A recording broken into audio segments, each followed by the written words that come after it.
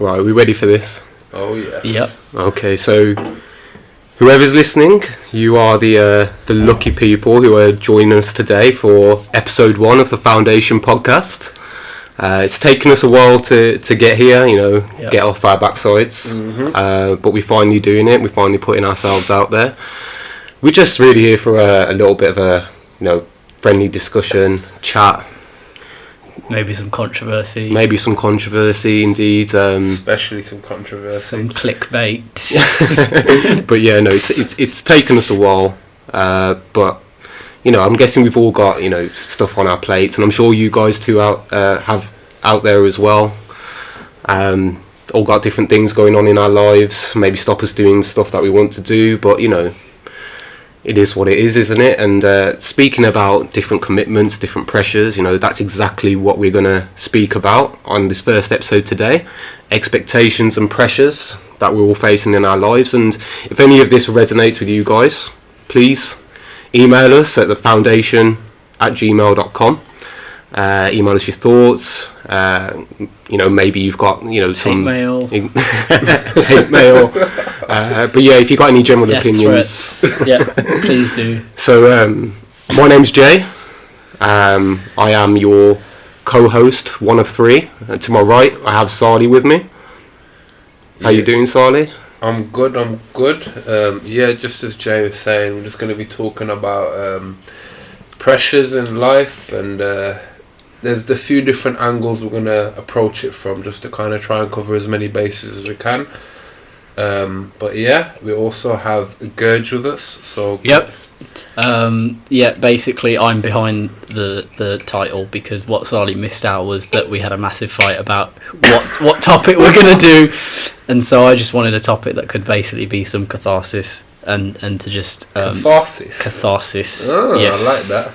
Whipping out the vocabulary. Absolutely. This is the perfect time.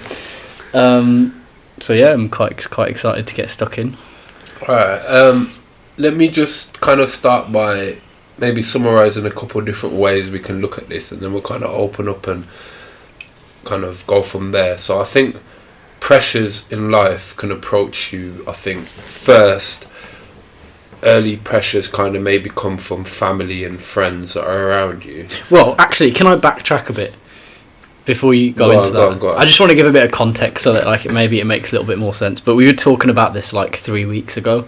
As we always do, we just linked up, and just as the night gets later, the conversations got deeper and deeper, and it usually turns into self-pity for me, or somebody moans about something going on in their life. And I think we were just talking about how how everyone was doing all right, but kind of maybe some of us felt that we hadn't achieved what we thought we would have achieved by this age.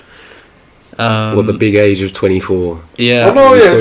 Trying to go back as well. Well, anyway, that's supposed to be taking on the world. That we all made. This isn't a movie, man. This was the points you guys made, and anyway, I thought the conversation was quite good, and there were some good points made. So, yeah, well, I think just going back to that conversation, I think we both agreed. We all agreed that it can be a bit daunting, at this age. There's an expectation on you that, once you reach a certain age, and when you go to uni, or if you're out doing an apprenticeship or whatever you're doing, by the time you're in your mid-20s, you should have everything nailed down, and you should have everything on lock. Yeah.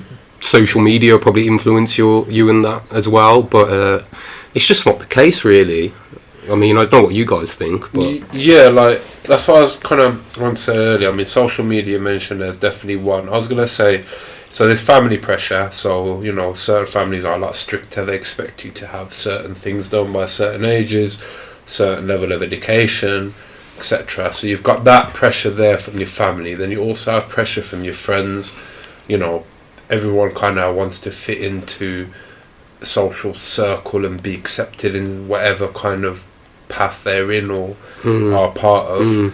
But the newer kind of thing is you have the social media / just media in general, news type, celebrity kind of pressure, and when you're constantly looking at all these successful people all the time, people always want to feel like they are there or they should be there. You end up comparing yourself, don't you, to not just other people that you see online, but also like we were talking about expectations that are put on on you by family. I mean, so let's talk about that. Let me narrow it down a bit. So basically, what we're talking about is certain pressures that we all have, and there are a number of different types, and then also where they come from. Like, they're all external. Some of them are internal, but a lot of them are external. So, like, I think... See, I disagree with you there. I disagree with you. I think for me, personally, all my pressure is internal. For me, I'm just talking about my own experience. Okay. The only pressure that I ever feel is from myself. So what? Yeah, but what pressures? that? What pressures and where have they come from? This is kind of like a nature nurture combo. Yeah, that comes from somewhere. You're not born. No, man. Yeah, I have an expectation of myself in it. Yeah, like, I'm not a person. Which is as a result of an external. I'm not a person that I'll just be out there straight. I'm not a person that looks at other people, and I never compare myself to other people in it. Unconsciously, though, you've set them pressures on yourself because you've grown up comparing yourself to people around you, and you've kind of thought this is where I should fit in society, and that kind of internal pressure is created from that. That's not inherent. You haven't been born putting pressure on yourself to be successful. Just so we're being a bit more specific, Jay. It's in my genetics, bro. I want to be. It's been ingrained in me. Yeah, all you guys, you compare yourself to other people, and that's where you get your pressures from. Okay. Let's not be vague here. Let's just be completely explicit. What are we talking about here? What pressure are we talking about? Because there's a difference between comparing yourself to yesterday and just saying, "Oh, I want to be better than I was in X thing," or saying, like a motivational speaker there. Well, no, there's two different things. Give me an example. So this was the example. So for you, give me something you've personally experienced as a pressure. Give me something to go off. Well, I think there are a number of different pressures. It depends on which. I think there are pressures in all aspects of your life. Okay, so but the most obvious one is like economic, or financial, making sure that you feel like you're doing well in life, whatever that means, and that you think that you can provide for whoever you think you need to provide for. That's like the most obvious one, but there are multiple. But the point I was making was I think you need to draw a difference between like a healthy expectation and an unhealthy one, and a healthy one is doing better than you have before or improving, and I think that's natural. I think that you can have internally, but then there are external pressures that are more like objectively measurable, like you want to buy a house by the age of 20 whatever, or you want to do this thing before a certain age. Alright, so can we kind of maybe break it up, because I feel like we've got a lot of different things we've mentioned. So there's internal pressure, social media pressure, family, then you might have friends, society, then you also have like further to the social media. So social media is friends and people around you, similar ages, maybe people in your city, but then you also have your idols, for lack of a better word, celebrities, that kind of pressure. So yeah.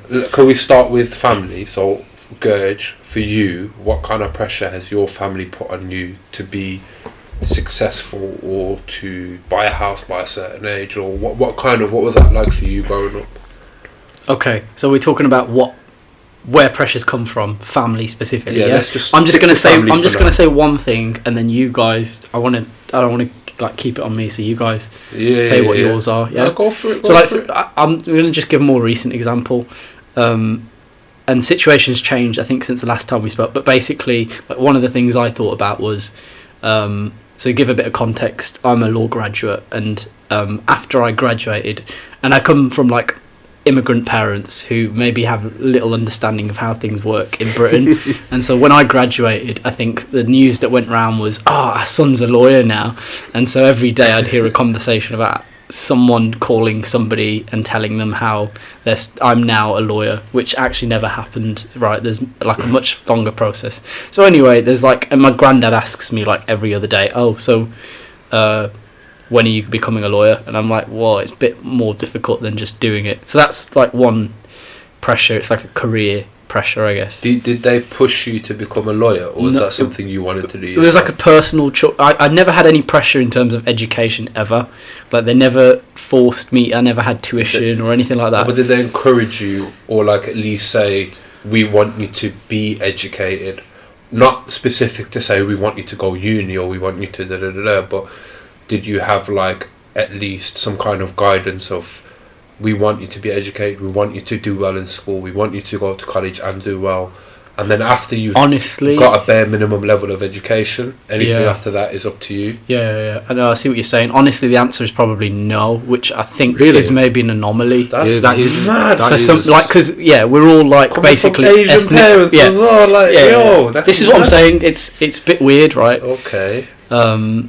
See, for me, it was completely different. Like, We're all what ethnic it- minorities, by the way, what which it- gives more what context. what it seems like in All your foreigners. situation, Get out and of our country. correct me if I'm wrong, Yeah. is that, there wasn't that sort of academic pressure on you when you was younger. However, once you achieved what you achieved, and I'm a law graduate too, and I don't know, maybe I messed about a bit, but having a degree it is kind of an achievement. I mean, I suppose you only work for about 3 months of the year. That's what I typically did anyway. But and then the rest of it, use up to no good. But Party boy. Speak for yourself.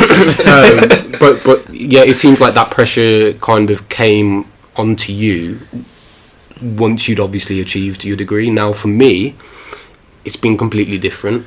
So I'm probably fit the bill, as in like typical ethnic minority child, and his parents are being like, you got to study, they didn't put too much pressure on me. They were just like, you just got to work hard. It wasn't like you get pushed into a certain way. But I found myself wanting to progress myself in education, because I just kind of wanted to be better than the person next to me. Do you get what I'm saying? So, competitive. yeah, it's kind of I am a little bit of a competitive person, especially. Well, you can talk, man. I think I'm the only non-competitive person here. Just to put that out there. I work in sales, so you got to be competitive. haven't you? Yeah. I know it's one of the forms that can But I think drive you've you, always been like that is an internal pressure in itself, isn't it? Just to be better than the person who's next to you. But for me, coming out of uni, like I was saying, it's complete opposite to you. I've just kind of heard it from my mum. Just do whatever makes you happy. You just got to be. And I think that's one thing that I've learned a lot. When you're a kid, you think, me anyway. I'm gonna be. I always said when I was 12, I'm gonna be like a millionaire by the time I'm like 21. I'm gonna have this. I'm gonna have that. I'm gonna have that. And then it's just like, when you finally get out into the working world, you're just like, nah, man, I just want to be happy. Like. Obviously, do you not feel a little make bit you happy? Like certain things, I don't know. Do you not feel like sometimes you failed your childhood dreams? Like, because every person, let me explain that. Every person, when they're young, or most people at least, would be like, oh, by the time I'm 25, I want a house, I want a white picket fence, I want 2 dogs and 3 kids, or whatever it is. Yeah, they've got their own little view. I want to be a millionaire, I want to own a business, I want to be the CEO of it, and they've got their own little kind of view of how they view themselves in the future. Do you now, having reached that age, feel like I should have been there, or do you think I was kind of maybe misguided for having those kind of dreams? Do you know what? I kind of got over that hump at the age of 18. So all throughout my childhood, like, I was hell set on like doing medicine, innit? I just said, I'm a You law got in as graduate. well, innit? Yeah. Yeah. So Past 18, wasn't it? So I Yeah, you got remember it. it. So I had my focus just doing medicine. I got an offer from a university. I'm not going to mention the university. Don't want to offend anyone who may have went to that university. But I wasn't happy with the university. I don't know who this is. Yeah, I wasn't happy with the university that I got the offer from. So I just thought, nah, man, I'll just wait a year. I'll do my thing, and then Firing some shots at some and then just time went on, and I was just thinking to myself, like, I haven't got the commitment, man. Like, you know, do I really want to be studying? And, you know, fair play to all you med students out there. I mean, my current job at the moment, I work a lot with, like, I work with orthopedic consultants, Yeah, and, you do I med speak, sales, I speak to the registrars there, and always, you know, I tell them, I'm just like, yeah, and a few of them will come back to me and said, you probably made the right choice, if I'm being completely honest. But like, going back to what you were saying, Sally, when I decided I wasn't going to do medicine, don't get me wrong, like, a part of me thought at that time, well, you've just wasted, you know, a whole 18 years of your life gearing up to do something, and now you're not doing it. But, you know, that's a killer, isn't it? That mindset. Yeah, and then but then you just got to be like, look, you know, shit happens, plans change, you know, things don't. That, and I think that's just a symptom of getting older. You realise that not everything goes to plan. When you're a kid, you're ignorant to all this stuff, aren't you? Definitely. I mean, have you experienced anything? What's your family pressure? Mine's completely the opposite to both of yours. I'm not gonna lie. My family is heavily career orientated. Like, my dad's a teacher, so I think that has a lot to do with it. My mum does teaching now as well, but she kind of works with, like, disabled children, a few other things now, but she was teaching at one point. So imagine having two teacher parents. First of all, my dad was always educated and giving us extra kind of tuition outside of school and outside of college, whatever. Well, not really college, but school. And it was always pressure. Do well, I want A stars, I want da-da-da. I mean, I remember the one time I sat on my math GCSE early, and it was a foundational one, so you can only get a C. And I got like 96% on the exam, which was like the highest in the year. I remember, like, the teachers were like so proud of me, and everyone was like, wow, that's so what. And I went home and told my dad, and he was like, well, why didn't you get 100%? Do you know what I mean? That's such a meme. Yeah, I swear, like, that's literally the mentality they had. It was like nothing was ever good enough. You always had to push yourself, which is, I appreciate it because it encouraged me in a certain way, but at the same time it pushed me the other way, where it's like Rebellious. Yeah, where you get rebellious, where you're like, yo, forget this, I don't care no more, I'm just going to do what I want. Do you think, because obviously this is where you two are in a slightly different position from me, because obviously I'm an only child, so do you think having siblings as well, because you both got older siblings, did that create more pressure? We both went to uni. Definitely. Yeah, when you have an old sibling that's done well, you're constantly compared to them, aren't you? Yeah, you're constantly compared to them. To be fair to my parents, like, even though they did that, their whole thing was, as long as you get into uni, which I did, I never showed up. Literally, at my start date, I just thought, forget this, I'm not going. But as long as you get into uni and you're educated to that level, if you want to do your degree, do your degree. If you don't, fair enough, do whatever else you want. But just have enough so you've got those options open to you, and then after that, it's do what you want kind of thing. But having an older sibling who went to uni and studied a really good degree, that's really hard, and he passed it in the 3 years, no gap years, no extra years, it added that pressure, because then it's like, wow, he's done it, why can't you, kind of thing. And then I think you felt that pressure more?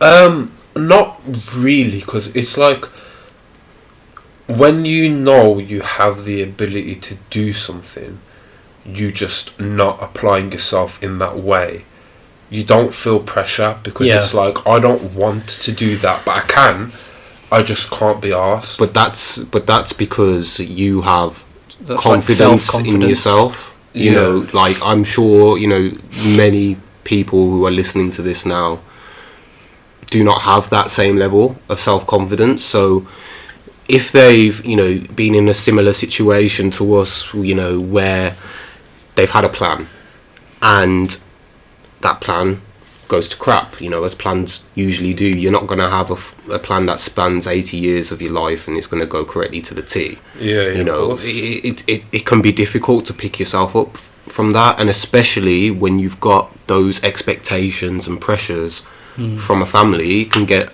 a lot for people. Now, we're quite lucky, I think, all three of us, in our sense, that we've been able to overcome that, but it is difficult. It is really difficult. I mean, you know, you had your self-confidence. Gurge, how do you think you've dealt with some of the pressures that are facing you?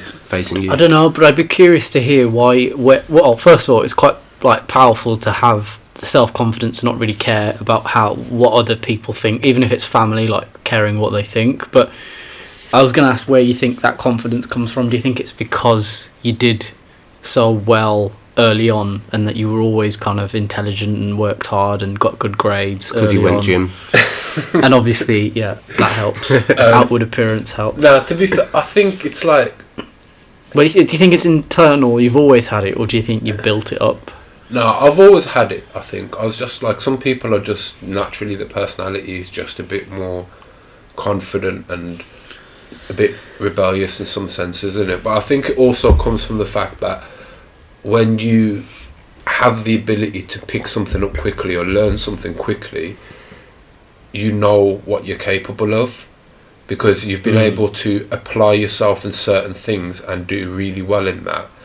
Like, without kind of sounding big-headed, a lot of the things that I've done in my life, like, that I've applied myself to and I've wanted to do, I've tended to excel in that and got to the top of that respective field or whatever.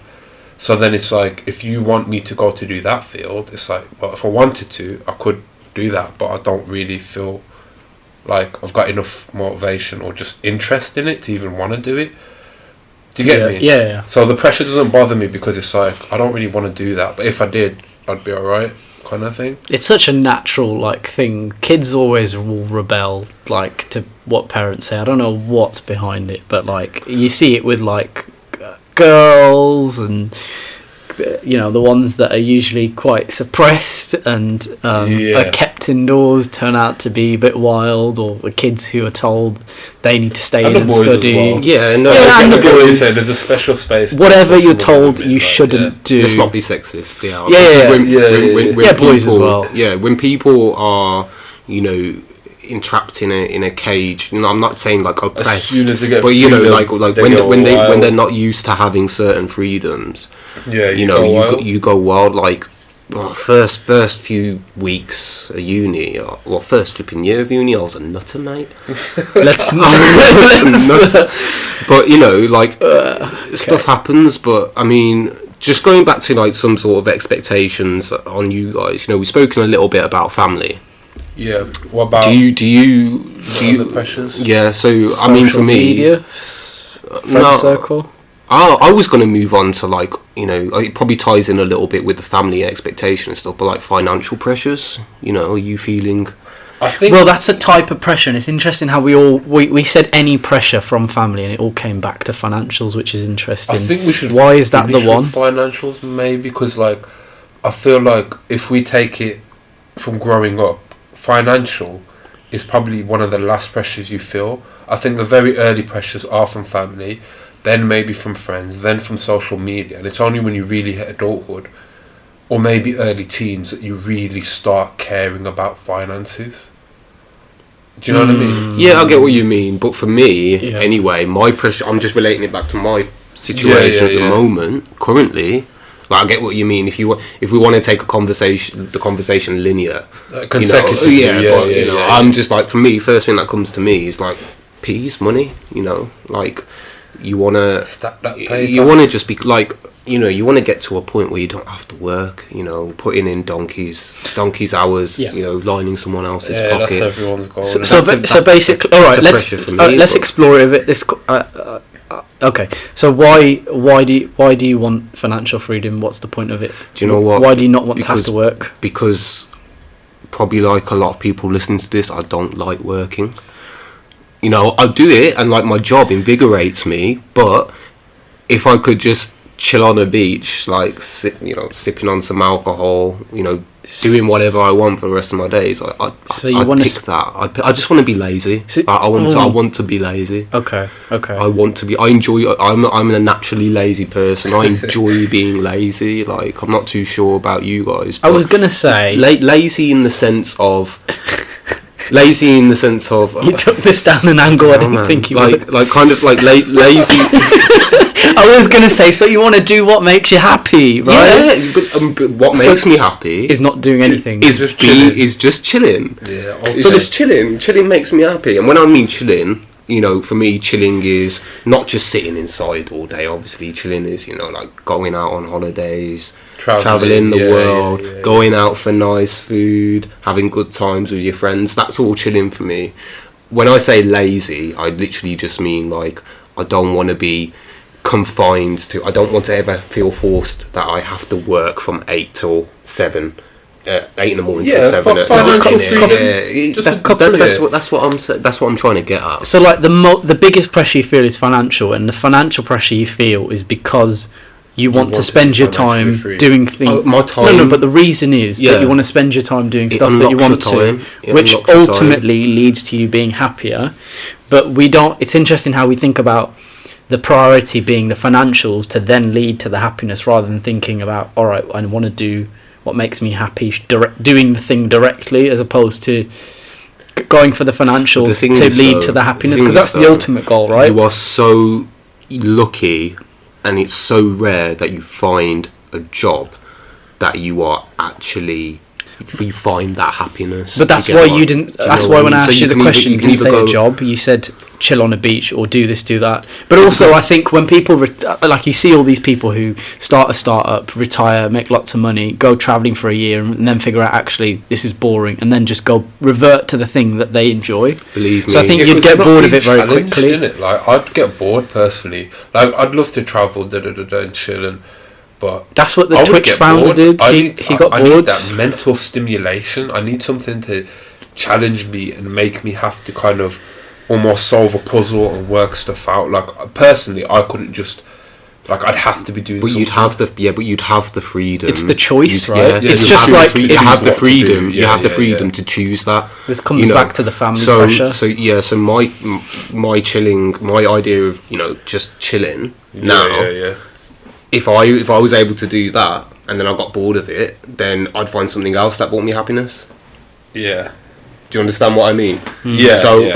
Doing good, you know, but doing good job, you know, that is, you know, whether it's a 9 to 5, an 8 to 8, if you're working 16 hours a day, what we're basically doing by working is trying to make enough money so we can buy our time back.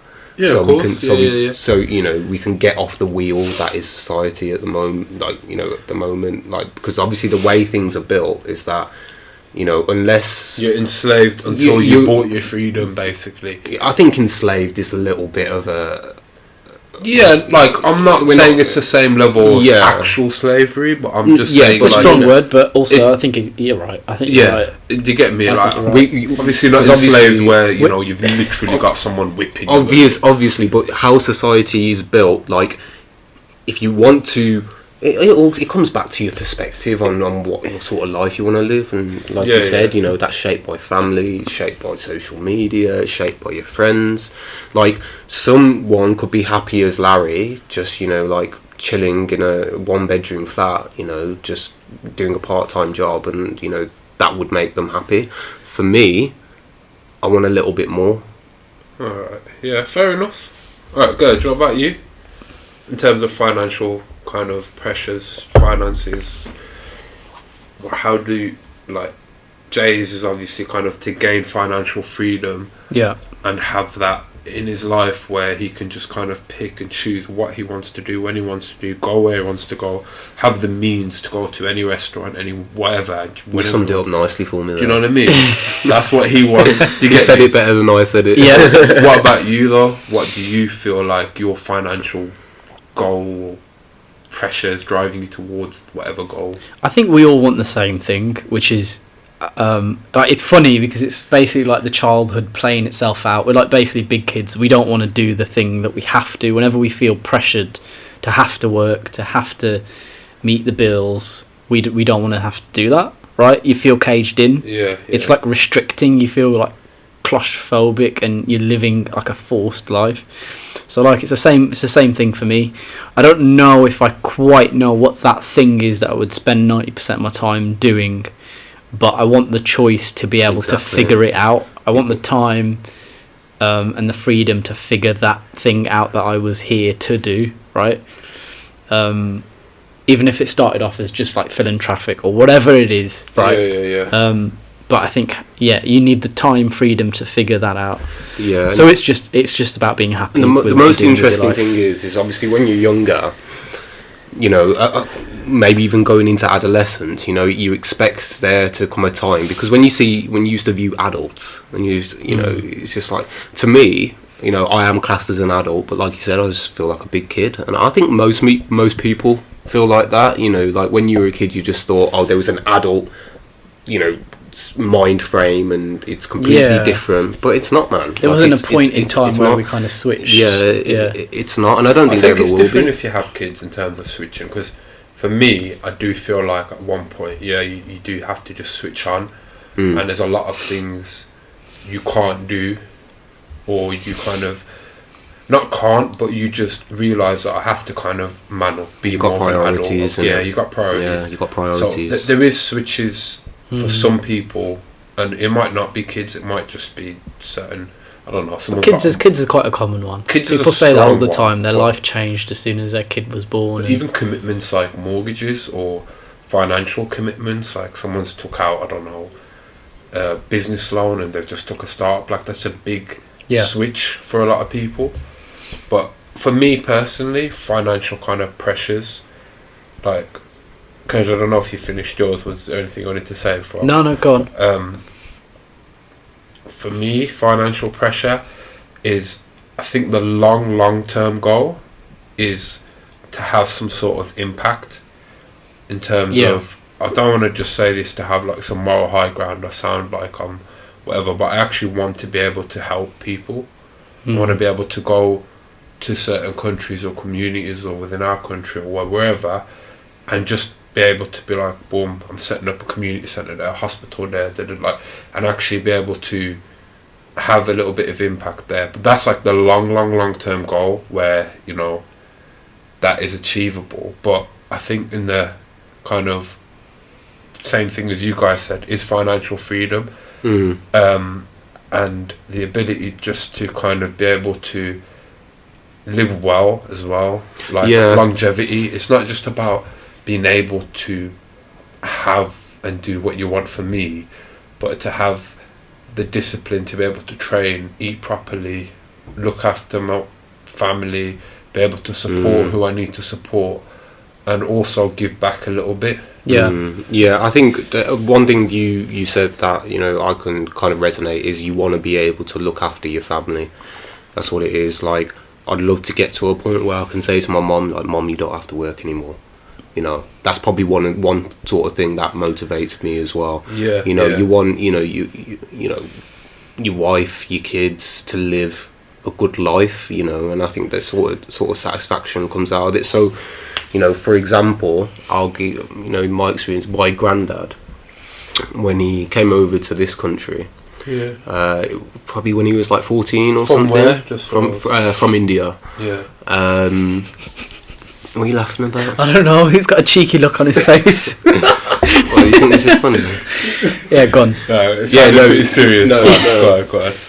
Where's your granddad from? Because obviously they're gonna probably want to know, Specifically. Yeah. I should have been more specific. Yeah. Sorry. Yeah, never mind. So came over, you know, worked in factories, and I'm sure, you know, it's not a story that's, you know, particular to my grandfather. I'm sure loads of people have been through this, but, you know, worked in the factories, lost his finger, you know, worked to the bone, and was able to like build like property empire. Used to buy flats, flip them, you know, set up his, you know, his kids, potentially his grandkids as well, and you know, died at 50 odd of cancer and didn't get to see a penny of it, but he can, you know, impact in it. His legacy's lived on and through and his he's family. And he's been from what he did. He's been able to allow his family to live a good life, man. And that's what you want. Regardless of the points we made, it just comes down to feeling like your life has a purpose, and feeling like whatever you've done has a positive impact on, even if it's just your circle or the world as a whole. And like, if you live a regular life, your textbook life, going to a 9 to 5, come home, do the usual stuff, you miss out on both of those. Your life doesn't really have a purpose other than to just sustain your life, and you don't really have a net positive impact other than maybe. If you get stuck in that paycheck to paycheck trap. Yeah, but I don't necessarily. What opportunity do you have? I don't necessarily agree that you can have no impact, because you don't know what the smallest things can do. I'll give you an example. I'm not saying you will have no You'll impact. have an impact on your kids and your immediate circle, as long as you're a nice person. I'll give you an example. So I was in Leicester today, literally in Leicester this afternoon, just grabbing myself a meal deal in between, going to hospitals, Tesco meal deal. Huh? Tesco meal deal. Where did I say I went? No, Morrison's. You didn't say. Okay, go What did I say? You didn't say anything. I just. Oh no. Yeah, so just making sure you're not spending unnecessary cash. No. Well, I do, but it is what it is. It was like it was on the company card, so it was fine. So I was in Morrison's getting myself a meal deal, waiting at the kiosk, and then it was my turn to go up, and then as I was going up, this woman, she must have been about 80, 85. No, she wasn't that old actually. She looked it, probably old woman. But she just went up to the lady at the kiosk, and she just started going mental, and she was like, "Do you know there's a beggar outside?" And the lady was like, "What?" And she was like, "A beggar begging for money. He's outside and I don't want to see it. Why is he outside for? I don't want to see that when I'm coming shopping." And, the lady at the till was just like, bless her. She was just like, "Oh, I don't know what you want me to do about it." She was like, "You need to get management to move it on." And then there was this guy from behind me, and he goes to her, like, "What's your problem? Why are you coming here and being so angry that there's a, he's not a beggar, he's a human being outside." Alright. Why are you coming in and screaming? He's a person. Do you think he wants to be outside? Yeah. Begging. And don't label him a beggar. He's a person. He's a human being. And then that guy went out of the shop and gave the guy who was standing outside. He just handed him a £20 note.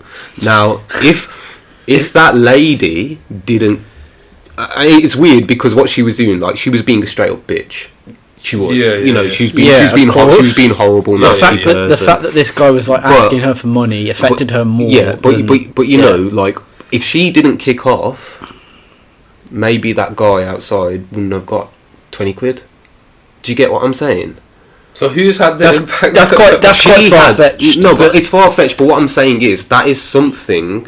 She was trying to do the exact opposite and get that guy moved on, but her actions had a positive impact, weirdly, on someone else's life. So what the point I'm trying to get at is that you don't need to be going out and building schools in a community to do something good in your life. Any sort of action that you take in your life, I mean, that was a negative example, but any sort of positive action you take in life, no matter how small, can still have an impact on someone's life. That was the point of my story. Have you guys ever, can you think of an occasion where a stranger's had a massive impact on your life and they probably aren't aware of it? Can you think of an example? Have you got one? Not instantly, but there are little things that come to my mind where I'm like, wow, this guy probably never knows, but I still think about that thing. I have. I can't draw my mind. Because I wonder whether we've had that same impact on somebody else. Definitely, and if we can think of examples of other people that have done that, then I think it's possible we've done the same. We're straying a little bit off expectations, but that's fine. I'll go with it. I think the thing is that one of the expectations some people have on themselves is it was impact, but this is impact, right? Maybe we've had impact that we don't realise. You do, because it's like that old saying, you just smile at someone, you don't know what it can do for them. But I get your point. I'm trying to. There's loads of things that I think back to in my life, and I always think, that. Those weird kind of small, insignificant moments that you always remember. Yeah. And was there an example you were going to say? Sorry. I was in Lebanon visiting some family and that, and there was this like human being asking for some money.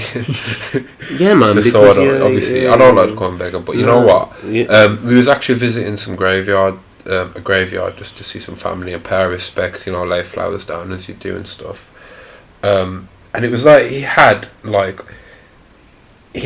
arm, but he had a huge chunk missing out of his forearm. So his arm, his like wrist, and his fingers and hands were attached to the rest of his arm by literally a little bit of bone and like some exposed, like literally like bone and a bit of skin. But I'd say about 80% of his arm was just, it looked like it was disintegrated. But he had his hands out asking for money, and we did give him something, like me and my family. I was really young at the time, but I think it was just a humbling experience where that is just something I've never forgotten, where it's like, it's gave me a sense of gratitude, because you see people in those kinds of positions that are like in such difficult kind of points in their life, but you know what, he looked good, he was still smiling, he was just like, and yeah, I mean, he doesn't know, obviously, he probably don't even remember me in it, but like, but it's just kind of, you know, like you saw him and how he was, and he could still smile. Yeah, and he could still yeah. show gratitude, Literally, and it's just and you know, I think similar to you, especially like I was lucky enough to be kind of well travelled when I was a kid, and go to obviously been to India, but you know, you go to like places like Egypt, for example, is always something that sticks in my mind. Mexico as well, you know, when you see people that are like, you know, on the streets, and you see kids like who haven't even got shoes on, and you know, you look around and you just think to yourself, you know, how lucky am I? Do you understand? And I think that comes back to, and then again, just coming back to your pressures, you know, it kind of makes it all a little bit insignificant. You know, us being able to even just sit here and have this sort of conversation. You know, if you're I don't know, if you own a car, you're in the top 15% richest people in the world. Even if you're in the UK, you're in the top I was gonna say, have you guys ever been on the howrichami.com website?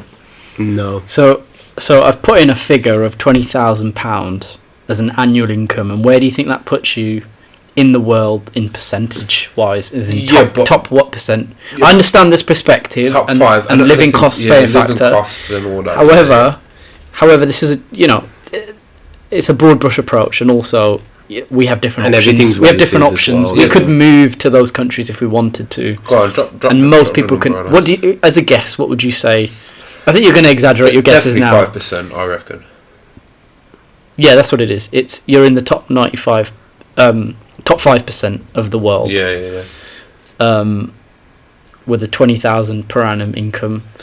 So, I don't know. We have grand expectations and grand hopes for what we can achieve, but also I think that's relative, because when you look at like house prices around, once you've paid everything else or whatever, people may have less, but they're able to buy more. Right, but don't forget about the hundreds of millions of people who live not paycheck to paycheck, but meal to meal. Yeah, 100%. I was going to say, that's why the figures are so distorted. Being in the UK now, we can call an ambulance. We can go get a doctor's checkup for free. You know, we can go to a food bank. We can claim universal credit for unemployed. There's all these privileges. If there's a fire right now, we can call a certain number, then boom, we got fire brigade we got running clean water. Yeah, we got piped water. We got food. There's so much privileges we have that we don't even see. Do you think it's? Do you think it's like I don't know, hypocritical would be the right word, but do you think it's because it's quite ironic how we're all first gen, right? I think you're second. Jay's second gen, me and Sally first gen. By that he means generation of generation living within a Western country. Yeah, by that. And so our parents or grandparents made a conscious decision to leave everything that they had behind in their respective countries and come to a different country, typically with nothing. And do you think perhaps they would have anticipated that their next generation would grow up having like even grander expectations of what they should have, and then maybe it is natural. it's natural, isn't it? Like, but also important to keep that perspective in mind. That's what, yeah. So, one thing I do, and this might be of help to some people, it might not, but, when you ever feel under pressure and, you kind of worried about stuff, whether that be expectations like financial, on your family, from your family, or just anything in general you've got to worry about, what I usually do is I just look up at the sky. And when you realise how big everything is, you realise actually how insignificant all these pressures and all these problems are. For me anyway, I'm just like, I just look up and it's just like, well, does it really matter? Is the world going to stop turning? Am I going to die? No. I think, and also just practicing, like consciously practicing gratitude. It's something that I've wanted to do and have done for small stints of time, but never actually done. So consciously wake up in the morning, have a diary, and just note down 3 things that you're grateful for. Like every morning. There's different ways of doing that, I think. Like a lot of it, like for religious people, it might be through prayer, thanking God for what He has provided for them. Or you can be gracious to kind of your family or friends, or just be really thankful to the people around you. But so the point is reminding yourself. Yeah, reminding yourself, yeah. And I think, all right, let's go back to, and that can help ease, that can help, like that's helped me deal with pressures and expectations. Yeah, it does. Just having a little bit of perspective in life. See, maybe for us, because we're at that age now, we're not old, but mid-20s, whatever. But for someone who is early teens and the social media that they're looking at, and their friends have just bought these trainers or that dress or whatever it is. Not even early teens, adults have that, man. Yeah, adults have that. Because look, Facebook. Yeah. I think there's more people over 30 that use Facebook than a lot of grannies and granddads. Well, it depends on what you define as a granddad. For certain people, when they're looking at those things, that is the whole world to them. There is nothing else that matters apart from that one thing, achieving that, whether that be, I don't know, Facebook or Instagram or Snapchat, whatever, fame or likes or appreciation on posts or whatever it is, or to actually buying something just to fit in with everyone else in the class who has those Nike trainers or whatever. Like, that is everything to them. And even for us, we can be gracious and we can look up and think we're insignificant, we're just like a little particle in a whole whatever, in a whole huge universe. You know what I mean? But for them, they feel like that whole universe, all those clouds, the sky, that all that is just that one thing that they have not got. Yeah. And that's a pressure they set themselves on, and that's what I think. Do you know what I mean? Yeah, I get what you mean. It drives people to do mad things. One word of advice to anyone who has, and I think we've all experienced that on some sort of level, and I think I'm certainly in a position now where I can kind of, I'm a little bit more self-aware, is that what you see online is 1% of the true picture. People don't live in a picture.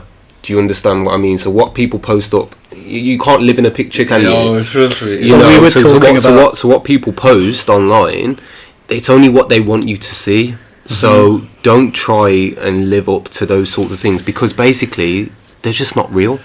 I mean, I don't know what you guys think, but for me, I am just of the mentality now that everything you see online is basically fake.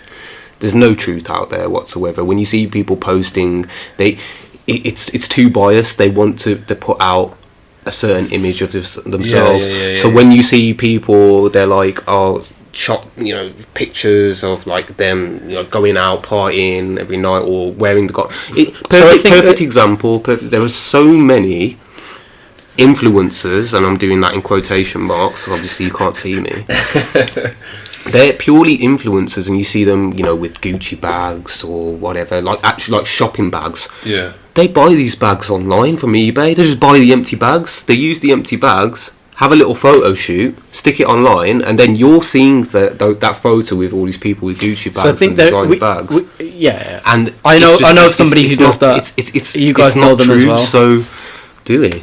Yeah. So they take pictures with like cars that aren't theirs and claim to lead a life that they don't actually. So there are two dynamics to this. There are the type of people, and it's usually Instagram, who claim to lead a life that they actually don't even lead, right? They take pictures with their friends' cars, clothes that they rent, or whatever, cars which is that they I rent. think is just wrong. Yeah. But the thing that we talked about last time was also, I think we talked about LinkedIn, which can be so cringe sometimes, but that is things that people, that's kind of things that happen in people's lives when they land a job or whatever, that actually do happen.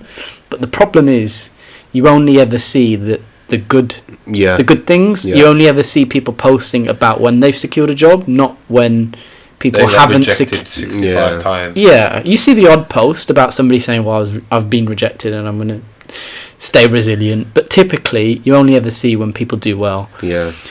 So anyway, those are two things. We had the gratitude and perspective as like a solution to alleviate pressures, and this is like comparing yourself. But do you know what? That, you know, you've just made me think of something, actually, going a little bit off tangent. But why is it, do you think, that people, and I myself include myself in this as well, maybe not to an extent where I see other people, but why do you think there is such a reluctance to admit when you're wrong or admit when you failed? Ego. Simple as, bro. For real. Everyone wants to be the guy or the girl or whatever.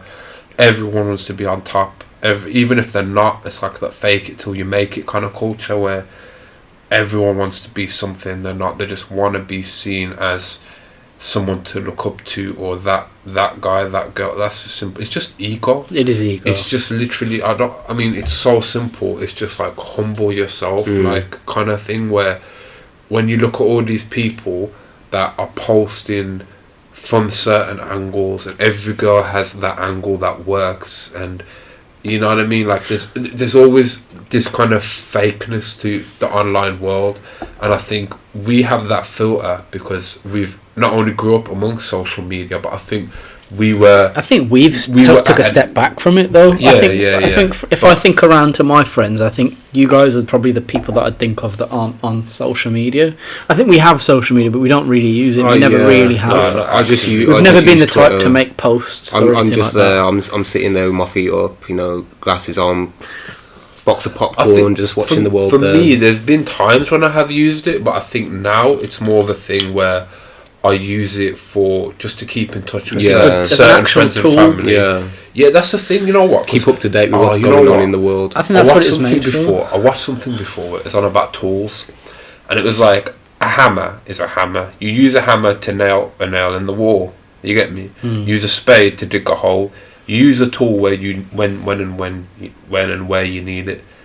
Social media is not a tool in that sense. It's a tool that is designed to keep you using it when you don't need to use it. A hammer will never, persuade you to hold the hammer all day long when you don't need to be nailing nails in the wall. You just use a hammer when you actually need to use a hammer. You use a spade when you need to dig a hole. You know what I mean? So here's a question then. What? So what you're saying is use it for its intended purpose and use it for the right thing. Yeah. Well, use it like a tool. Yeah. Let's say use it to network for work, or you're trying to get sales because of your business, or set aside a couple hours or whatever, a day or one day, where you sit down, and you might not even have it on your phone, do it on your PC or your laptop or whatever, and just use it for that hour or two. Then for the rest of the day, don't go on it because you don't need to. Right, you're talking about the end user. I disagree. Well, but that's if you take it from your perspective as social media as a tool. A lot of people, me included, I see it as entertainment. Like there is no. And the purpose of entertainment is obviously to bring you, satisfaction, to make you laugh. That's also a tool. Yeah, but you might have enough self-control to stop yourself after you've kind of absorbed a certain amount of entertainment. But people don't. They'll go down a deep, dark rabbit hole of you need to check out social network. Hours, and then they're on YouTube, then they're seeing a video, someone's posted a documentary, and before you know it, it's 5 a.m. and they've got work, and they're not using it the way you would for entertainment. Yeah. The entertainment, that tool has took over. That's why I go back to that. As soon as it hits 10 o'clock, phone off. But you've got that work discipline. in the morning. Yeah, but that's what I'm saying. We've all been there though. Yeah. Oh yeah, we've all been there. But I'm saying, like, a lot of people don't use it like in that way. You know, they would literally just let it take over.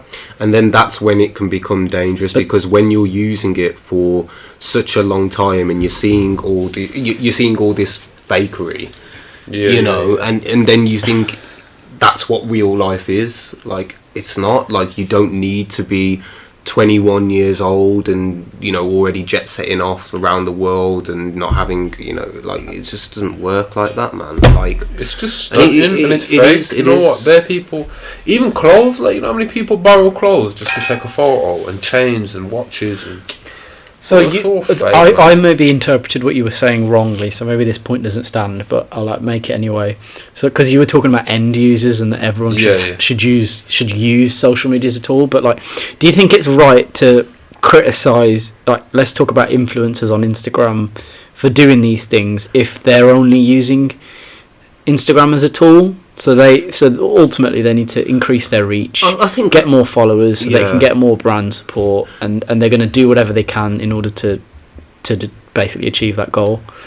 I think it's a weird one with that, because you can't blanket it. You can't blanket and just say kind of all influencers are bad. No. I'm not saying that at all. Like, I'm not saying you was. I think just influencers. There's definitely a grey area. There's a grey area, but what I was more getting at is, like, I don't want to criticise anyone for doing anything. At the end of the day, you know, people post pictures because they get gratification from it. You know, it makes them happy. Those are some people. Other people will be influencers. There's influencers who fully monetize their social media, and when they post a picture, they've got, I don't know, their little protein shake or whatever they're trying to sell or push. You get me? Yeah. But then there's ones who post it because they just want the attention. Yeah. Do you get me? And I think that's where the lines get blurred, because if you've is either one inherently bad? If someone it is, because if you are defining your self-worth off how much attention you get online, it's a problem. So and then it influences more people to have that same problem. No, but I think where I'm kind of drawing the distinction is, you've got people who do the posting and then people who see the posts.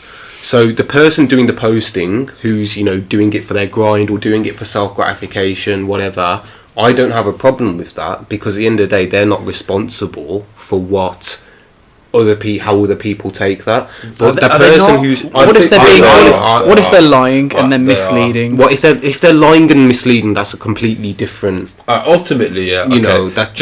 I agree. If they're just posting their actual real life, and their posting on social media has no impact on that life. No, but what I'm saying is, but that's rarely the case. Yeah, but what I'm saying is that it's the person viewing that, they're interpreting that as, oh, that's how their whole life is. What I was saying at the start is that it's not to it. Okay, go on, explain. There's two levels of accountability to it. There's obviously the person who's watching that. They are responsible for themselves and how much they engage and consume that content. But then it's also the person creating the content and whatever they've posted, because they've got a responsibility to their fans or their followers, in my eyes, to at least set a decent example, or not to lead them into a kind of deep, dark, like, if they're promoting negative things and promoting negative lifestyles or stuff that's damaging to your health. But what's negative? Then, I think there's like slimming pills, for example. Slimming pills, steroids, smoking, drugs. Like, I don't want to sound like an old man. That's fair enough. If you're persuading more people to take drugs, take whatever medical slimming pills, stuff that's basically damaging to your health. Of course. Stuff like that. You've got a level of accountability, but so do they, because everyone's responsible to themselves. But what I was saying is, going back to my earlier example of these people who post empty shopping bags, for me, it's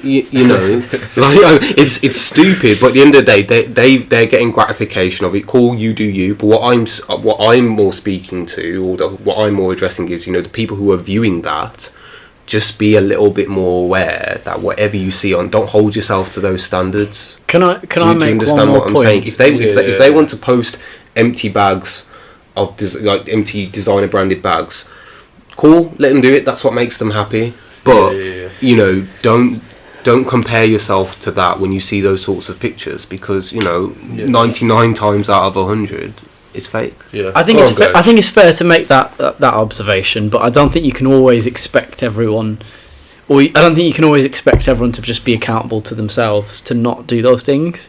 But also, the thing I was going to say was, I think there's like a third layer of responsibility that we're maybe not thinking about, which is like why this problem even exists in the first place, and that's basically the platforms. So like there's the social dilemma is a good documentary. I don't know if you guys have seen it on Netflix, but these systems are basically built to keep you hooked in, to keep you with for instance, I think I don't know if you saw, but one of the things Instagram are doing is they're getting rid of the like function in certain countries. I think they trialed it in Australia, so you can't see how many people have liked a post, which was as a result of like external pressure. They didn't want to do it, but like there are a lot of things that they do that are designed to keep you hooked on. So like one of the changes I noticed before I even saw the documentary was, I think if you remember, like maybe when we were a bit younger, when you'd go on Facebook, for instance, and you'd scroll down, you would eventually get to a point where the page would come to an end. But if you try it now... I don't know, bro. I never used to creep through people's Facebook pages. Like when you go on your feeds or... We know what you was doing when you was a kid. Not on people's feed. No, on your news feed. Scrolling. Maybe it's because I didn't have a lot of friends at that age. But you get to the end, right? Facebook was new, whatever. You do get to the end. You get to the end. No, that's impossible. There isn't an end. And that's why there's lots of little things. And it's the world we live in. It's a capitalist world, and ultimately these companies need to make money. But... I don't know. There needs to be some. That's another subject. So, kind of, you're basically just building kind of on what I've said earlier about the tool being designed. The algorithms are set in a way to keep you using them, regardless. Yeah. Their whole goal is to keep you your on attention there for as long as possible, and that's why each user is just revenue. Yeah, it's just revenue, and you're not the customer of that. The customer really is the advertising companies. That's who they're trying to please. So the more... Yeah, or the businesses. The businesses. So the more people they've got on there just scrolling through endlessly, the more customers they have to then pay them and buy services of them, which is your screen time. Yeah. Do you know what I mean? And I think that has become a huge problem, and it's something that hasn't obviously happened in the world kind of before. To this it's level. Unregulated at the moment. It's slightly regulated. It's regulated to serve their interests. Yeah, but that's what I mean. So it's unregulated. Yeah. You know, but then who should be in charge of that regulation? You can set up bodies. Like social media networks are regulated, but they're not regulated in those dynamics, because you kind of come to the grey area of like ethics and law and where the law should step in. Because it's just business. Like, they're not inherently doing anything wrong. They're not doing it. Truly think about it. Have you seen all them like studies? Sorry, just to kind of bring this up so it kind of sheds a bit of light on it. Is mental health in relation to social media. Since social media has began, mental health, depression, suicide, anxiety, blah blah blah. That's all shot up through the roof. Yeah, it comes back to the points we made. Correlation with because people are seeing comparing themselves to what they see online when it isn't the truth. Yeah. You know, and sometimes it is, but sometimes you just have that top 1% or top 1. I don't know, 0.1%. You get me? Where you have these people who have wealthy families or have been really lucky or have worked really hard, and then everyone starts to think, oh, why am I not like that? I should be like that kind of thing, and then they put a lot of pressure on themselves and then get depressed and whatnot. But yeah, I think people just need to generally take a step back from social media and see what it is actually used for, and use it like a tool when you need it. Like, do you know what I mean? Don't just be using it endlessly for no reason. Use it like you'd use a hammer. You need to nail into the wall, go pick it up, use it then. But if you don't want to, there's no point playing with a hammer all day long kind of thing. Yeah, that's just the way I see it. agreed. People just need to be more conscious about what they're doing and why they're doing it. But like, I just wanted to, so like we talked about, because I made a couple of notes. So we talked about where pressures come from, family, social media, friend circle, and then we were basically trying. So we didn't really touch too much into friends, but yeah. No, we didn't. You want to talk about friends? Well, we were talking about, we can if you want to. That's one of the sources of pressures. Well, I mean, let's just bring it back to us three. You know, I think we can safely say that we're friends. You know, we've known each other. Well, you two have known each other a bit longer than I've known you. You got for a lot longer actually. Yeah, like over a decade probably. It's been a while. Yeah, so I probably been about. Me and Sally known each other since the beginning of high school. We've known Jay since first year 13. sixth form. Yeah. Year 13. 13, 12. 13. Yeah, it's year 12. So that would be. I don't know how old we would have been. 17. 16. I was 16. Best part of a decade. So 8 years. Yeah, eight going on 9 years. Yeah. It's quite fucking long time, isn't it? Fucking too long. Yeah. So I mean. Friends. I think you can have pressures, two different types of pressures. Pressure from your friends, pressures that affect you negatively, and obviously pressure that affects you positively. So for me anyway, if I see you two doing well, that spurs me on. Just like, look, look, these guys are setting the example. I want to do well like that as well. But then I get it. That all comes with mindset. I can get it from the other side. That if you see your friends doing well, you can kind of question yourself and like, why am I not there either? So it can go swings and roundabouts. But for me, I see you doing well, Gurji, makes me happy. Sadi, you making movements, that just kind of like spurs me on and just be like, look, I don't want to be left behind kind of thing, because but I can see it can go the other way. Yeah, it can. I think a lot of people, they're envious, jealous. I think you've got a good friendship when you're happy about your friends' achievements, and equally like your friends are good friends if they're happy when you've achieved stuff. But I think there are people like, I'm happy with what you told us deep today. down. Yeah, it's been some good news that I released today to these guys. But I think there are other people. I know there are other friends who I could have told, who I probably will never tell, who would probably say, like, on the surface would pretend to be happy, but deep down might think otherwise. Then they're not really your friend. I think there are. But what I'm trying to say is, I think there are a lot of people like that. Can I just say something? I don't want to go off into a tangent about religion, but I think, like, I'm Muslim, so what we say in Islam is mashallah when you see someone doing well, and there's a reason you say that. It's because if you tell me good news, and like, I don't have to say it out loud, I can just think it, and I don't say it, there's a risk of envy and jealousy being built up, and it can cause problems within the friendships and the dynamics, and like, not only that, it can cause you to have bad luck in a way, kind of thing.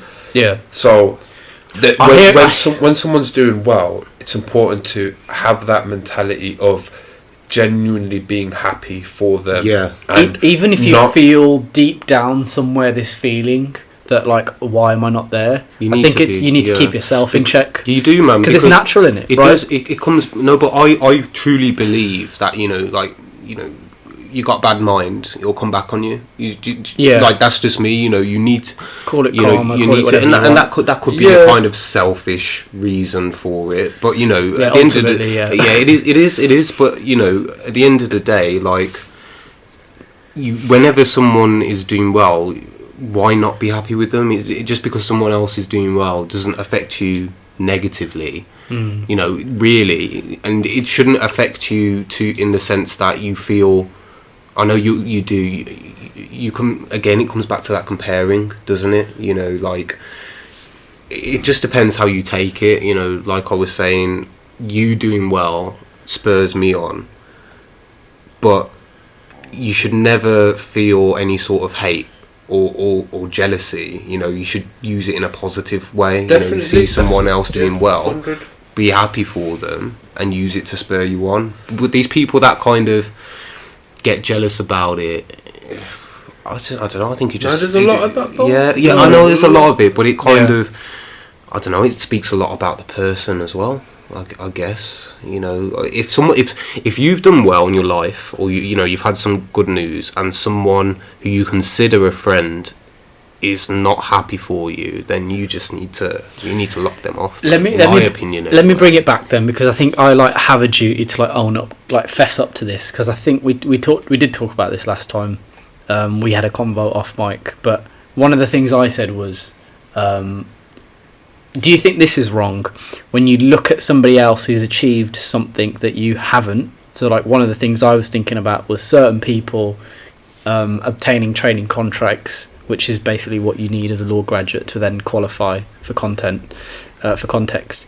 Do you think it's bad to compare yourself to somebody who has achieved that thing and compare yourself? It's unhealthy, but do you think it's ethically bad to say, well, I've done more than them, or I'm better than them because I've got this skill, and why have they achieved this thing? I don't think it's bad to think that, because, and it depends how you use that thought. If you use that thought to be like, right, they've done it, so why can't I? Yeah. But if you that's fine. But if you use that thought to kind of be envious and be nasty and maybe even try to sabotage. That is where it's bad, because it's natural. It's natural to think that, you know, like you said, you know, everybody does have an ego on some level, and you know, if you see someone, I don't know, say if Sali, going back to your maths example, you got 96.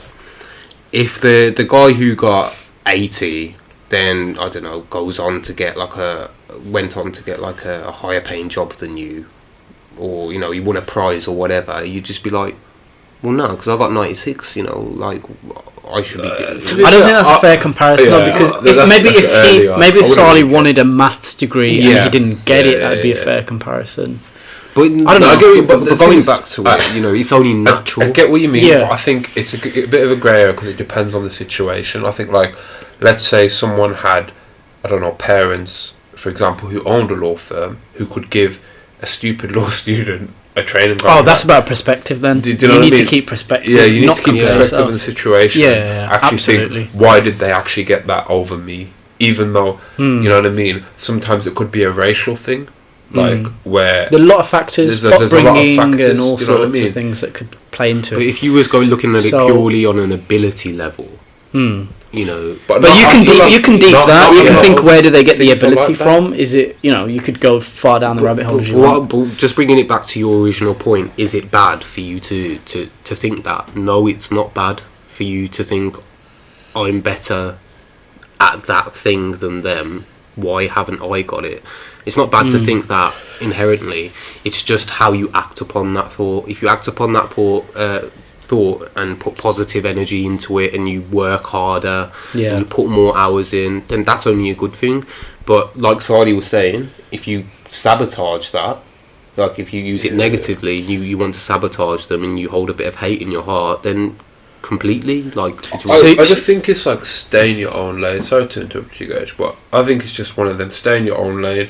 As long as you're doing better than... Think about yourself. You know what I mean? You was doing the day before, the week before, whatever, and you're constantly on a path of self-improvement, and you're striving to be the best person you can be with your circumstances and everything around you, you're in a good frame of mind. Yeah. But as soon as you start taking that energy and using that negatively and being resentful and jealous, and then beating yourself up like, why does he get it? He doesn't deserve it. She doesn't deserve it, whatever. And you start going down too far that way, you're just kind of setting yourself up in a bad mentality, and then that will eat you alive from the inside, because you're just constantly this resentful, bitter person that can't be happy for anybody. Your time will get consumed by focusing your energy on that. And I think, you know, everybody moves at different paces. Yeah, you know, it's not like when you're in school and you all move up in the same year at the same time. You know, everybody's got a different pace of going and achieving things. You know, like for you, it's taken you a while to get where you wanted to be. Some people got there 2-3 years earlier. Yeah. But then again, like in 2-3 years' time, you could be 2 or 3 steps ahead of that person, and then maybe in 10 years' time, they're another step ahead of you. Things aren't linear. You don't all move at the same pace. Everybody experiences different circumstances and situations that might either slow their progression or speed it up. We're all different, but that's why, again, it's dangerous to compare yourself to your friends, because although we're all friends, we're not all in the same situation. Yep. Yeah, and you know what? It's also about who you compare yourself to, because if you're constantly comparing yourself to high achievers, you're gonna be struggling. Yeah. But if you're constantly comparing yourself to low achievers, you're going to be big-headed. It's all relative. And, you're going to just think, I'm better than everyone. Look at all these dumb people around me. Like, you don't want to be that guy. You just want to be balanced, where you've got a balanced approach of looking at people who are doing better than you, looking for people who are doing worse than you, and staying in your own lane and just doing the best you can do. But if you're constantly looking at all these top performers, high, geniuses and whatnot and blah blah blah, and you're like comparing yourself against them, then you're gonna be in a negative state. Like, I know it's easier said than done, but for me, what I've kind of learned is just don't compare yourself to anyone in it. When I say compare yourself, like for me, I never want to be the smartest person in the room, because if you're the smartest person in the room, 100%. you shouldn't be in there. Like, I'm by far the dumbest on my team at work, but I love it. That's the thing. I'm in the same situation. I am the most inexperienced person in my job. I'm the youngest person out of my team there. Same. If you truly believe in the average of 5 people, then that should be your goal. And I'm loving it because I'm learning every single day. So by comparison, I mean, don't look at other people and just be like, why am I not that? That's going to be completely unhealthy. But what you can do is look at other people and learn from them and use them to drive you. But as soon as you compare yourself in that negative light and be like, start questioning, things can just spiral. I think the two can I just quickly make a point? So I think because like I don't want to. I know you guys are making fun of me right now, but like this is entertainment, but also I want people to take away something from this. There are 2 pieces of advice I think we said earlier. We'll come back to them, but I think what you just said, Jay, is like a separate point. So first of all, would you say it's fair, the earlier thing we talked about, do you think it'd be fair to summarize it as you should consciously control your internal dialogue? So recognize if you've got any natural feelings towards a situation, but control them, and like be happy for other people. Is that like a fair summary? Whereas I think what you just said was another piece of advice, which is basically a similar thing, but look at other people doing well as just a net positive for you, because it will ultimately bring you up. I think there's 2 pieces of advice. I think both of them are quite interlinked, to be honest. They are linked. They are linked. In that, again, it's just a mentality to adopt, really. And going back to a health and mental health thing, it's all intertwined. If you look at someone doing well and you think bad of it, it's not going to lead you to a good place. But I get where you're coming from. I can see them as separate, but for me, I kind of just take them all the same. I don't know what you think, Sadi. Yeah, I agree. Like, it's good. You should definitely control your internal dialogue when and where you kind of can, but it goes back to kind of gratitude as well, where it's like, that's dialogue. Yeah, definitely. Yeah. Gratitude, being thankful, appreciative, and also not comparing yourself too much, and a certain level of healthy competition is okay, and at the same time, don't get comfortable because you're doing better than everyone around you. Because I feel like some people do. If you've come from a very underprivileged or tough or whatever background, and you've been dragged up or whatever, and your surrounding family, friends, whatever, are like not as high achieving as you are, don't get to a stage and be like, you know what, I'm this many levels above everyone around me, I'm comfortable here. Can I share a funny story? You get me? You don't want to be that guy who just settles. Like, push yourself to the most extreme limits of what you are capable of. Do you know what I mean? Yeah. At the peak of your mental, physical, intellectual ability. I've got a real world example of that, and it's quite funny now looking back at it. So, when I was in year 5, so how old are you in year 5? I It's think- like 10, What, 10 years can old I or just, something. Can I just No, guess what you're going to say? Are you going to basically give me a story where you played dumb to fit in? No, Oh, what you okay. wanna, I don't. Not played dumb, but like, you know, when like, I don't know. If it, Let him say the story. Go Let's on, hear go the on, story, go on, and go then you and then you can say afterwards. I just don't know why I thought I said that coming. I don't No. think you're 10. Are you 10 in year 5? Yeah, you are, because you leave primary school at like 11, don't you? Yeah, 'cause Yeah. you start year 7. So you're like 9, 12. 10 years old. In England. Anyway. In England, anyway. So yeah, I used to be good at science. Like when I was little, I used to think I was good. But you know, like when I was in year 5, there was like this award that, you know, all the year 5. So whenever you're in year 5, you got the best. You got like this plaque basically, Yeah. and you got it. They had it for English, maths, and science. And it was given to basically the best The top student, performer. the top like, performer. yeah, like, yeah. So I got it, like, and you only got it, gave it to the year 5s. Everyone else, like year 4s, year 3s, even the year 6s, they just got awarded like these shitty little paper certificates. Year in it, 5 like was a trophy thing. So year 5, it was a trophy thing. Yeah, like yeah, it was yeah, a trophy thing. And I forget the name of it now. So I won that in year 5 for science. Don't know. And I was just like, and I think I came Right. like second Is that for on your English. LinkedIn? Yeah, man, I might as well stick it on there. But You should. Past Make experience. a post. But you know, I won it in year 5, and I was Yeah. like, I thought I was Billy Big Bollocks, you know what I mean? And then year 6, I just chilled, and you know what? And by the end of the year, You didn't win. I got awarded the you third did? place blue certificate. third place. Yeah, I went from first. Ow, Yeah, third. to third because you know Out of how Hairy many chest. people? I don't know, like 60. Oh my So I god. just, because I was just chilling. Did you- After I thought I was like, Mama made it. You know. No, but he's just like that. That was You that would have was. put that on your LinkedIn if you had LinkedIn. That was, you know, I got. Did you learn your comfortable, lesson? Not coming, yeah. I learned my lesson, like you were saying. You know, you Not thought you was. everyone does. I thought I was at the top. I got comfortable. Didn't really put in the effort, like in my last year of primary school. I know you it's did push primary yourself. school. Yeah. And you know, you got comfortable, and then you thought at the end of the year, I was just like embarrassed going up. I remember getting in the car and like after school and just like ripping my certificate up. I was like, "Done this, To get you third place? yeah." And you know, but You still come top perspective, 3 innit? though. You still come no, top but, 3. no, but Perspective. I'm just kind of like putting it out there, as in you're right. You can't be comfortable. Like I learned that lesson, and early. like, That's good to like- learn it early because some people don't learn it till later on in life, and that's when it's harder to kind of catch up in it. It's never too late, but it is good to learn that lesson as early as you can, where you can't be comfortable, you can't settle, you should always push yourself to whatever. And yeah, and one of the ways you You can can, push that is obviously having external pressure from whether it be your friends or your work colleagues or whatever, but you got to use it in that positive manner. So, for example, for me, I use that to be like, no, I'm not gonna like fall back ever again. But I wasn't envious of the person who got first place. Do you understand me? Yeah. Even at that age. No, I wasn't. Hmm.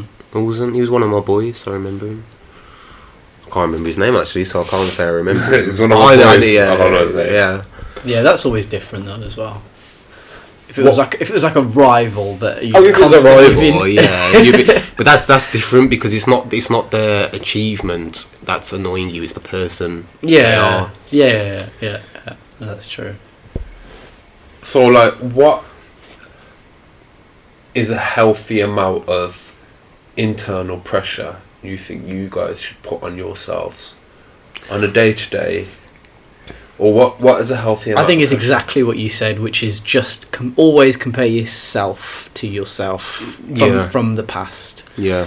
basically. Don't That's the yeah. only As way long you as could as do long it. as you're moving forward, you know, even if it's by, you know, Because even goals can be skewed. Yeah, even if it's like 1% a day, 0.5%, 0.1%, whatever it is, you know, whether this doesn't just relate to work or education or whatever, you know, this is in terms of, you know, you being the person who you want to be, whether that's exercise or whether that's you believing you need to become, you know, someone who's morally a little bit better than you are. I don't know, it can be whatever it is, whatever goal you're working towards. Don't concentrate on other people, concentrate on yourself, and only use other people as an example, not as a comparison. That's what I would say. Yeah. I mean, I don't know what you both would say to that. No, that I agree. I'd say that's the only way you could do it. Yeah, and whether this, pressure is coming financially, or through family, or through work, I think that's the way you should strive to take it. Definitely easier said than done, though. Yeah. Well, definitely. What about?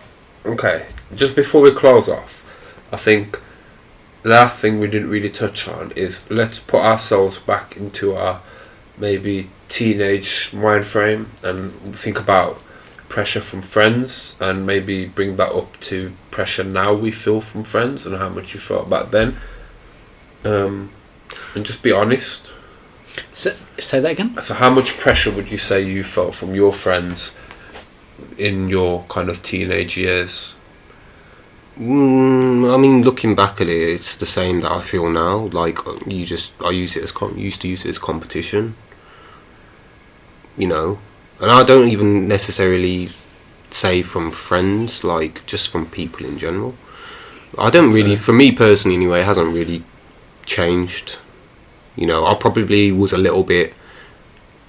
had a little bit more jealousy in me than I am now, potentially. But I can't quite recall. Like, it's very hard to kind of remember back, and because and memory's always skewed. It's always misleading. Yeah. So I mean, yeah. Go on, Gage. What about you? I don't know. I don't think I felt maybe pressure in the past. I certainly didn't feel it like in academics. I never felt like, oh, somebody's doing better than me. I think it's more of a recent thing for me. I don't know why that is. Maybe it's because there was never an external pressure in academics. I don't know. But yeah, more of a recent thing for me. Yeah. But I can't, again, I don't know, memory's always misleading, so maybe I did feel it, but just I'm blanking it all out. What about you, Sadi, before we wrap up? Mine is definitely, I'd say, the only pressure I really felt from my friends at that age was probably like clothes. I think when you have foreign parents, they don't give a rat's whatever what you're wearing. They'll just go to Sports Direct and get you the latest Umbro. Oh yeah, or whatever. This is you get me. This So is another topic. This is it is. But I'd say at that age, I remember that pressure of wanting to wear certain things or look a certain way or have this or have that. But to be fair, even though I had no swagger like that because my parents never had the peas to kind of splash out on me, I still did alright, and I think my confidence got me by, and I was able to style whatever I had off. You get me? So yeah, I think clothing. I think you've made up for it by going to the gym. Basically, is what you're saying. Making them. Nah, it's a personality, man. You can't, even before I went to the gym. I think it's how you wear it rather than what you wear. Tell them. Do you know what I mean? You don't have to have the latest garments to look fly. You get me? You can just wear it with that confidence, chin up high, and all of that. But yeah, I think that's word to the wise. That's a conversation and a topic I think we're going to go into a lot of depth in on another episode of the Foundation podcast. But thank you, for you guys for your time. If you've made it to the end, we hope you have. Fair play to you. Fair play to you. It's been maybe a little bit of a ramble, but like I said, we're just putting our thoughts out there, and please send your hate mail. Would love to read it. Exactly. Send your hate mail. Send any thoughts. I'll be quite pleased if we get some hate mail, to be honest. If you're doing something right when you got haters. If you agreed with anything we said, disagreed, or if you've got an opinion that you want to throw in, tell us what pressures you've got. Do you want to summarise the what our points were, in terms of what people can take away? Yeah. If you disagree, tell me. But basically, the points I wrote down were: 1, have gratitude and have perspective, right? Uh-huh. So be grateful for what you do have, and have perspective as to where you are compared to where a lot of people aren't. Tell them. Number 2, stop comparing yourself to other people. Definitely. It's not healthy at all. 3, consciously control your internal dialogue. So even if you do naturally, because I do think jealousy is somewhat of a natural thing. People do feel it. So if you do, keep yourself in check, basically. like control it. Number 4 is look at people. Always, it kind of connects to the last point, but always look at people doing well as a positive, because if you truly believe like you're the average of the 5 people you surround yourself with, if your friends are doing well, ultimately you're going to do well. And then compare yourself to yourself.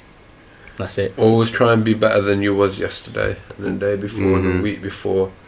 Constant self-improvement. Push yourself. Don't hold yourself back. Yeah. And be grateful and happy with whatever you've got, because it's still a blessing regardless. And that's the way I would have summed it up. But yeah, good. You did an amazing job anyway. And just one final thing from me. If it ever gets too much for you, just look up at the sky and think about how insignificant you are.